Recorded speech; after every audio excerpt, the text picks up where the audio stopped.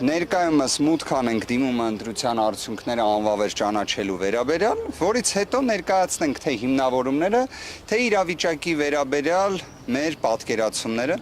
Կարծում եմ ձեզանից շատերը հետևել են եւ հետևում են այն ամենին, ինչ կատարվում է Հայաստանի Հանրապետությունում ընտրական գործընթացի վերաբերյալ, կամ եկեք ձևակերպեմ այսպես, այն ամենը, որը կատարվում է, որը չպետք է կատարվեր։ Այն ամենը, որը կատարվում է, որը ժողովրդավարական հասարակությունում չպետք է կատարվի։ Մի խոսքով, բայց եկեք հիմա մուտք անենք։ Սպասելիքներ ունեք, պարոն Պարտևանյան։ Եվ ինչու եք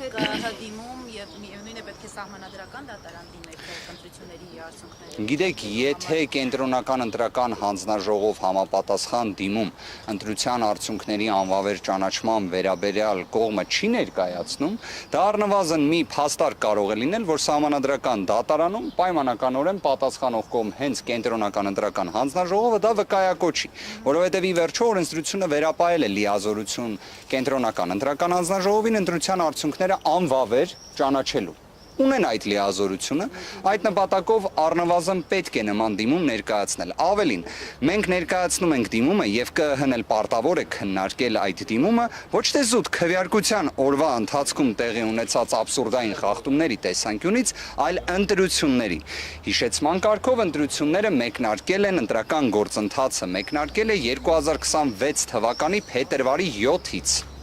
Հիշում եք ինչեր են տեղի ունեցել փետրվարի 7-ին հաջորդած ժամանակահատվածում։ Օրինակ կհիշեք, որ Հայաստանի Հանրապետությունը երևի թե միակ բացառիկ ժողովրդավարական մշակույթ ներդնող երկիրն է, որտեղ հենց նման ռեֆորմ կենսաթոշակային ոլորտում տեղի է ունենում ապրիլ ամսին, այսինքն փետրվարին հաջորդած ժամանակահատվածում։ Նման երևույթները, որոնք բոլորը տեղի են ունեցել այս ժամանակահատվածում, ընտրական գործընթացի տեսանկյունից ներկայացվել են։ Իդեպ ես նաև ուզում եմ հիմա կարճ արձագանքեմ այդ հարցին, այնուհետև ավելի մանրակրկիտ խոսենք։ Երեկվա,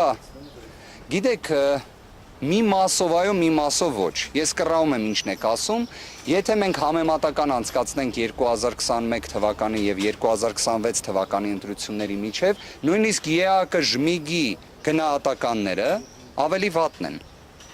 Պատկերացնեք, այսինքն այն իշխանությունը, որը մշտապես խոսել է մեկ բանի մասին, որ իրենք ընտրությունների տեսանկյունից ամենաարդար, օբյեկտիվ ընտրություններ կազմակերպողն են, նույնիսկ ըստ ԵԱԿ ժմիգի գնահատականների, որոնք տեսնեք, մեծ անկում ունեն։ Կարող եք իհարկե ասել, արդյոք այս ամենը կանխատեսելի էր թե ոչ եւ այլն, եկեք ֆիքսենք մեկ այլ հանգամանք։ Մեր Հայաստանի Հանրապետության քաղաքացիները մասնակցել են ընտրություններին։ Կարող էին ավելի շատը մասնակցել, այո։ Կմասնակցեին թե ոչ, վստահ եմ կմասնակցեին, եթե չլիներ ատելության խոսքը, չլիներ այն ռեպրեսիվ մեքենայի իրացման մթնոլորտը, չլիներ այն ատելության խոսքը, որը տարածվել է։ Ավելին կլիներ մասնակցությունը։ Գիտեք, ես կարծում եմ այն մարդիկ, որոնք ատելության խոսք տարածող են, վարչական ռեսուրս չարաշահող են, նվազագույն խոստումներ չպահպանող են, իրենց խոսքերին վերաբերվեք վերապահումով։ Իսկ եթե խոսում եք իրավական տեսանկյունից, բոլորը պարտավոր են հարգել անմեղության կանխավարկածը, բայց այդ ձեր հարցադրումը չմոռանաք, ես ծանոթացել եմ նաև, որ իրավապաշտպան հասարակական կազմակերպությունների երևի թե բոլոր ՀԿ-ների միավորող ներկայացուցիչ Դանիել Իոնիսյանը երեք մի գրառում է արել, քննադատել է ԿԸՀ-ին։ Մի քիչ արդեն դա զարմանալի է, բայց այո, քննադատել է ԿԸՀ-ին եւ կասեմ, թե ինչ բովանդակության վերաբերյալ է քննադատել ԿԸՀ-ին, որը բխելու է ձեր հարցից։ Եկեք մուտք անենք, այնուհետև շարունակենք։ Ուղղակի սա, այսինքն մարտավարական քայլ է, նախ դիմել ԿԸՀ, որից հետո արդեն սահմանադրական դատարանում։ Գիտեք, մի հանգամանք էլ բացի մարտավարականից, դուք տեսել եք այն մասշտաբային խախտումները, որոնք տեղի են ունեցել թե ընտրական ամբողջ գործընթացում, թե հենց քվեարկության օրը։ Վստահ եմ դուք լսեցիք այն երևի թե աննախադեպ պատճառաբանությունները, որոնք վերաբերում էին տվյալների մուտքագրմանը, որոնք հենց վերահաշվարկի շրջանակներում ամենից շատ քննարկվող հարցերից էր, չգիտեմ, օպերատորը քնած էր, աշխատակիցներից մեկը հոգնած էր, սա հիշեցնում է հայտնի պատմությունը, որ չգիտեմ, բագաժնիկը չի բացվում կամ լիֆտը կանչում են չի գալիս։ Կներեք, մենք խոսում ենք ամենակարևոր երևույթի մասին, որը վերաբերում է ժողովրդավարության սկզբունքին, ժողովրդի կողմից իր իշխանության իրացմանը։ Նման անփույթ, անպատասխանատու մոտեցումը իր իրավական, քաղաքական գնահատականը ստանալու է։ Հիմա մուտք անենք, վերադառնանք։ Եվ ինչու հենց այդ Առաջինը լավ, եթե հարցը տվեցիք, մի հատ ուզում եմ հասկանամ, էլի, այն խնդիրը, որ զինվորների քվեարկության ազատ կամքի արտահայտման հետ կապված դեֆիցիտի, այդ բոլոր հարցերի պատասխանատուն եւ մեղավորը կասեք ով է։ Իշխանությունը։ Ուրեմն իրենք այնպես են կազմակերպել այդ ընտրատեղամասում քվեարկությունը, որը հանգեցրել է այնպիսի դժգոհության, որ հիմա մի հատ էլ ասում են դե չէինք կարող անվավեր չճանաչել, բայց դա իրենք են ամբողջությամբ պատասխանատուն։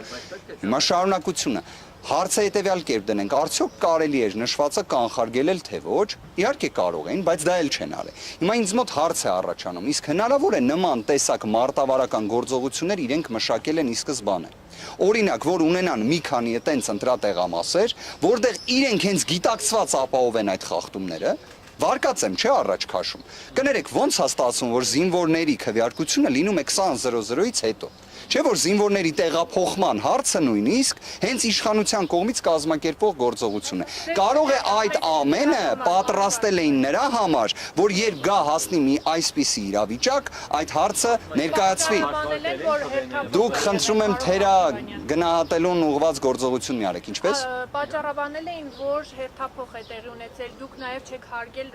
ընդհանուր ընդդիմության դիմում, որ չեք հարգել զինվորների իրավունքը, հերթափոխ է տեղի ունեցել, եկել են քվեարկության Իդեպ նաև հողում էին անում ձեզ եւ Տիկին Մելոյանին, որ դուք եք հենց առաջին ասել, որ եթե ընտրատեղամասում են գտնվում ժամը 8-ից հետո, ապա իրավունք ունեն քվեարկելու։ Հիմա ինչի համար է այս ամենը։ Մի հատ կխնդրեմ իհարկե իմ անունը տալուց այդ անձինք նաև իմ համապատասխան հայտարարության հղումը տան։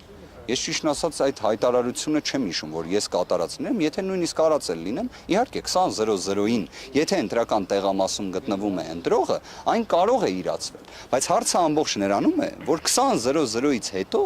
դուռը պետք է փակ լինի ընտրական տեղամասի։ Իսկ դրա պատասխանատուն